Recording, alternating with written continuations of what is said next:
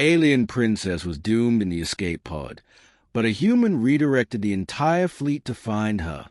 The escape pod spun through the endless dark, tumbling end over end like a forgotten scrap of metal abandoned by the universe itself, its metallic hull groaning with each rotation as stars blurred into white streaks against the black canvas of space, and within its fragile shell sat Princess Ilara of the Vari Empire, her chest rising in shallow, measured breaths, her palms pressed against the cold, curved glass of the viewport, as though she might hold on to something stable, something alive. But there was nothing to hold on to except the gnawing silence of exile. She had been raised within the crystalline halls of the Veari capital, taught from birth to be both a symbol and a strategist, her skin etched with faint silver markings that glowed when she spoke the ancient words of her people, markings that now shimmered faintly in the dim emergency lights of the pod. Just hours ago, she had stood before the High Council of the Veari, surrounded by the echoing chants of warmongers who demanded the eradication of Earth's fleets, her voice cracking but unwavering as she pleaded for a ceasefire, for recognition that not all humans were monsters, that peace was not weakness but survival. Their response had been swift and merciless, betrayal disguised as justice, sentencing her to the fate reserved for traitors. Not a clean death by execution. No, something worse. The cold oblivion of the escape pod, sealed and launched into the endless void where the mind broke before the body, where time ceased to matter, where one's heartbeat became the only sound, fading until even that surrendered. She curled her knees to her chest, watching her breath fog the glass, watching stars pass like silent judges, her thoughts a storm of memory and regret. She remembered her father, the Emperor, his gaze stern and unreadable as the council delivered their verdict, his silence more painful than any blade.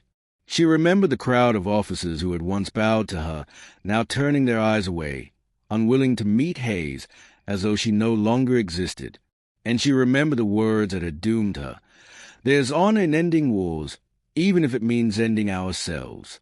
There is no honor in endless slaughter. Now those words replayed in her head, cruel and hollow, because they had not ended anything except her place in the Empire.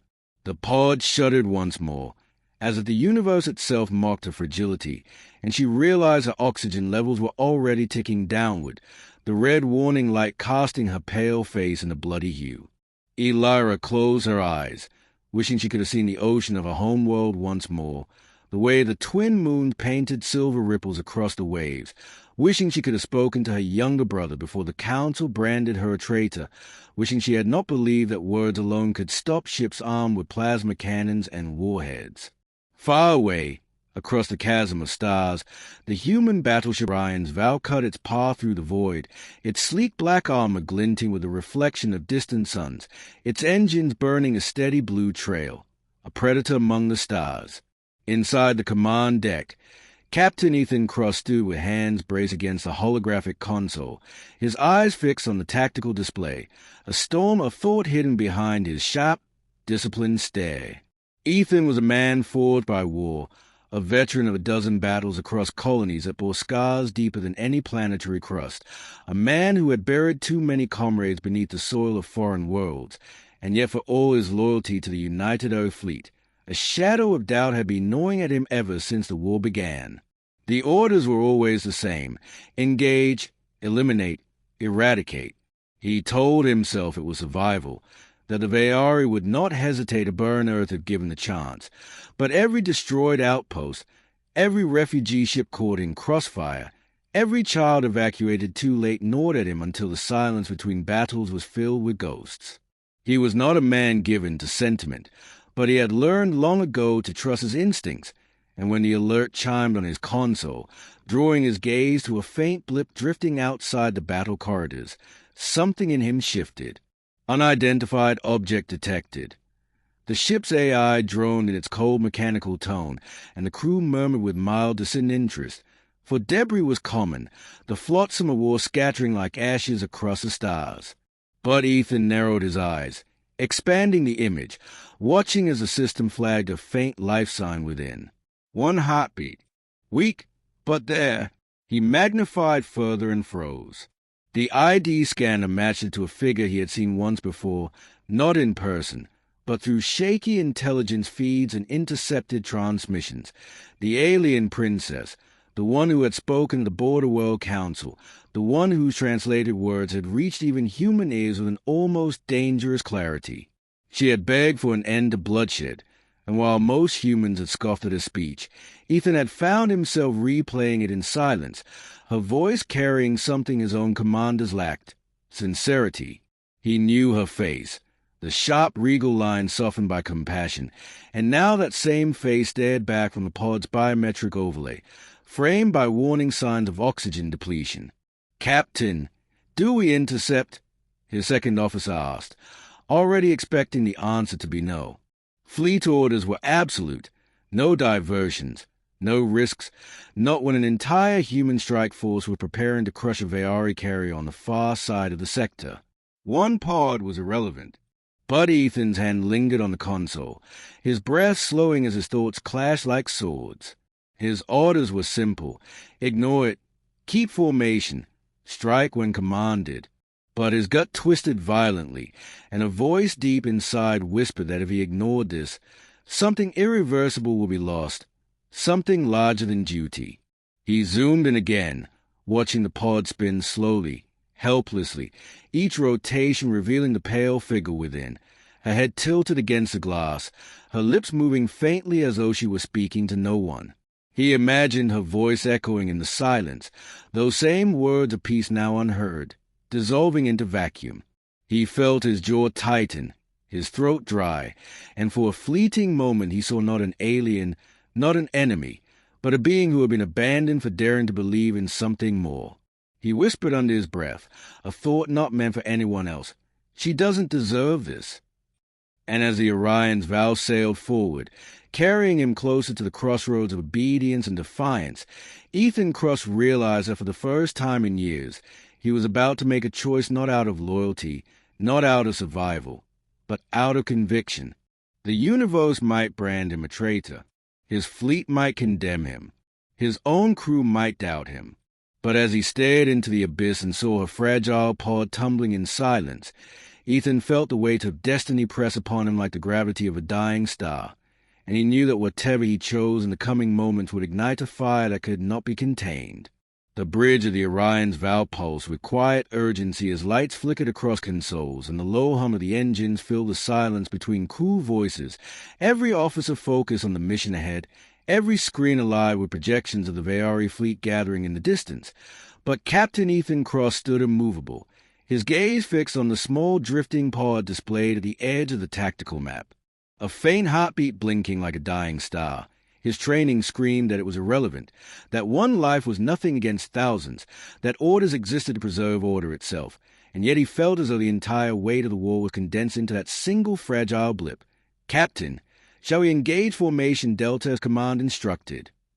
Lieutenant Harris asked from the navigation pit, his tone clipped and professional, his fingers ready to input the coordinates that would align the Orion's vow with the rest of the fleet. Ethan did not answer immediately, his mind a battlefield where loyalty wrestled with conscience, where the image of the alien princess pressing her face weakly against the viewport glass clashed against the voice of his fleet commander, a man who would not hesitate to court-martial him for insubordination. He thought of the years he had given to the Earth fleet, the medals pinned to his chest, the soldiers buried under flags because of decisions like the one he faced now. And then he thought of her, the alien who had stood before two species and dared to speak of peace when no one else would. "Captain." Harris pressed louder now, a note of warning in his voice, and the rest of the crew looked up from their stations, sensing the hesitation. Ethan inhaled slowly, the air thick with the recycled sterility of the ship, and finally spoke with a voice as steady as iron though his chest felt heavy. "Divert course. Bring us about. Lock tractor beams on the pod." The words rippled across the bridge like a shockwave, the silence that followed louder than any explosion. Harris froze, his fingers suspended above the console. "Sir, that's against fleet command. We'll be exposed. We'll break formation. The rest of the fleet will see it as desertion."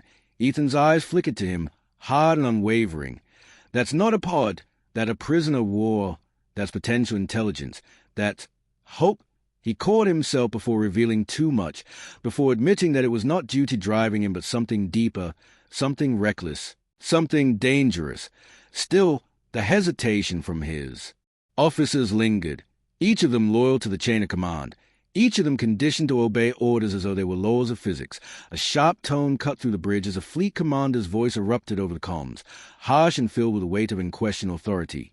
Captain Cross, you are deviating from course. Return to formation immediately or face tribunal for dereliction of duty. Ethan's jaw clenched, his fingers curling around the edge of the console until his knuckles turned white.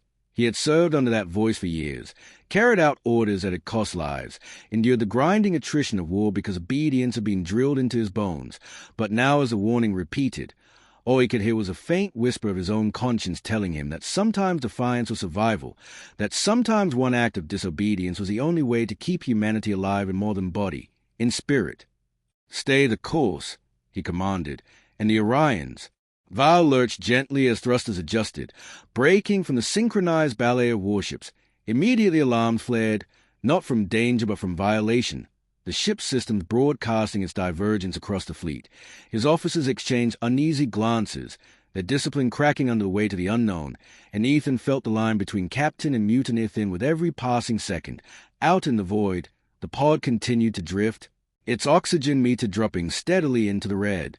Inside, Princess Elira's body weakened, her vision narrowing into a tunnel of stars and shadows, her breath shallow as the icy chill crept into her limbs. She had already surrendered herself to death, whispering fragments of her childhood in the old tongue, a prayer to stars that no longer answered, when suddenly the glass of her viewport darkened with shadow, her fading eyes widened as a massive shape eclipsed her view, a human warship, its dark metal body glinting like a leviathan born of steel and fire, its engines blazing as it closed in. Elira's cracked lips formed a single word, carried into the stale air of the pod: human. Her body slumped as consciousness slipped, her final thought a mix of fear and wonder, the impossible realization that her enemy had chosen to save her. Back on the bridge of the Orion's Vow, the tractor beam locked onto the pod, pulling it gently into the embrace of the hangar bay, and the crew watched in silence, the weight of treason settling upon them like gravity. The fleet commander's voice roared again across comms, a furious storm now. "Cross, you've doomed us all for an alien prisoner. You'll answer for this." Ethan exhaled slowly, feeling the eyes of his crew burn into his back, some filled with fear, some with confusion, a few with something he could not name, perhaps admiration, perhaps resentment, but none daring to speak. He turned to them, his voice low but steady, the kind of voice that carried not the weight of rank but of conviction. "She is more than a prisoner. She is a key, and if Command can't see that, then maybe Command has already lost this war." His words hung in the air like a blade, unsheathed. And though no one moved, though no one spoke, the ship itself seemed to tilt toward a destiny none of them could escape.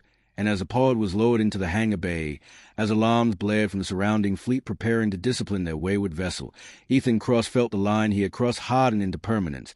There was no turning back now. He had defied orders, broken trust, risked everything not for strategy, not for power, but for a fragile belief that one act of mercy could alter the course of a war that had already consumed too much. He stared into the darkness beyond the glass, where stars burned indifferent to the choices of mortals, and in that moment he knew he had not only betrayed orders, he had betrayed the very war itself. The hangar doors of the Orion's Vow sealed shut with metallic thud as the escape pod was lowered gently onto the deck, its scorched surface still steaming from re-entry friction, and for a moment the crew stood frozen, staring at the battered shell that contained the alien princess they had been told was nothing but an enemy. Medical officers rushed forward, prying open the pod with hissing tools, and the stale air spilled out, carrying with it the faint and shallow breath of Princess Elira. Her silver-marked skin shimmered weakly in the harsh artificial lights, her eyelids fluttering as though she was suspended between death and waking. Captain Ethan Cross watched from the edge of the bay, his uniform dark against the glow of emergency lamps, his jaw tight with the knowledge of what he had done. He had defied the fleet. He had turned his back on command. He had risked the lives of every soul aboard his ship. Yet as Elira's fragile body was lifted from the pod and placed onto a stretcher, he felt none of the doubt that should have consumed him. Instead, he felt only a fierce certainty that this single act of defiance meant more than all the battles he had ever fought. The comms blared again, the voice of the fleet commander booming through every corridor of the ship, demanding immediate surrender, demanding that Cross relinquish his prisoner, demanding obedience. The crew looked to their captain with fear etched across their faces. They knew the punishment for treason. They knew the power of the tribunal. But Ethan only raised his hand, silencing the chatter, and said with calm conviction, "Prepare for evasive maneuvers. We hold her aboard. She does not go back." His words carved through the tension like steel, and though doubt remained, the crew obeyed, their loyalty to the man before them outweighing their fear of the voices above. Hours blurred into moments as the ship tore through space, hunted by both human and Vaori fleets, each side demanding the return of Princess. Elira lay in the medbay, her breathing stabilized, her body wrapped in heated blankets, her violet eyes finally opening to find herself surrounded by human steel and human faces. She expected chains. She expected interrogation. Instead, she found Ethan seated at her side, his eyes weary yet resolute. For a long time they said nothing, the silence heavy with everything that words could not bear. Finally she whispered, her voice faint but steady, "You risked your command for me. Why?" Ethan leaned forward, his voice low but carrying the weight of a man who had lived too long in the shadows of orders. "Because I've seen too much war. Because your people want me dead, and mine want you dead. But when I saw you drifting out there, I realized both sides have already lost what matters. You believed in peace when no one else did. That's worth more than any fleet or flag." Her eyes softened, and for the first time since her exile, hope flickered within her chest. She reached for his hand with trembling fingers, and he did not pull away. In that touch, fragile yet undeniable, a bond was forged stronger than any chain of command. Outside, the stars erupted with fire as the Orion's vow came under pursuit. Warnings blared across the decks.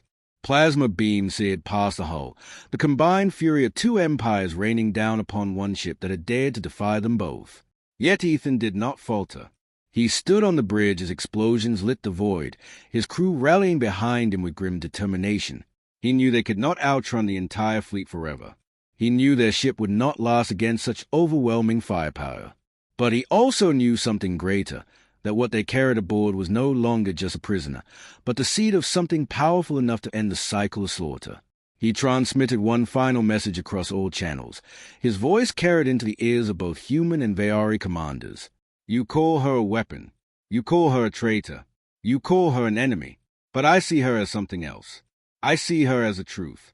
If you want her, you'll have to burn us both. And if you do, then you'll prove her right, that neither side deserves to win this war." His words echoed into silence, a defiance too bold to ignore, and for a moment even the guns ceased their fire. In the medbay, Lara sat upright, her strength slowly returning, her gaze locked on the stars outside the viewport. She knew the cost of what Ethan had done.